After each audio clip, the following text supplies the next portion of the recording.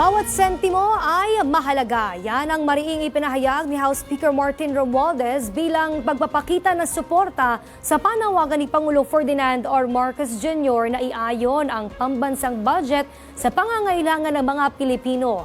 Para sa detalye, ihatid yan sa atin ni JB Piedragoza.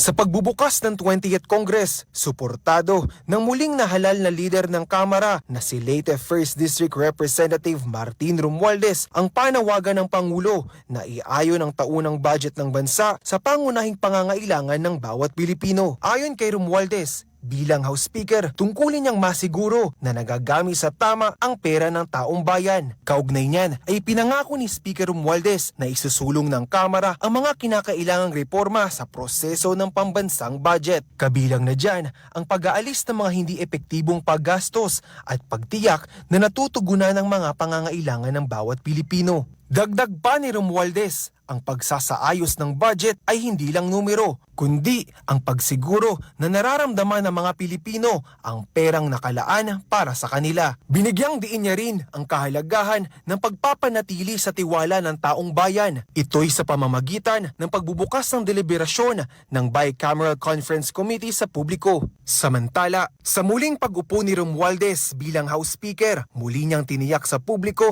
na ipagpapatuloy ng Kamara ang kanilang nasimulan at tutugunan ng pangangailangan ng bawat Pilipino.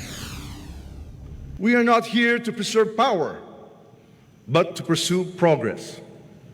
Not to serve ourselves, but to uplift the lives of our fellow citizens. Para sa totoong balita sa Bagong Pilipinas, JB Piedragoza, Congress News.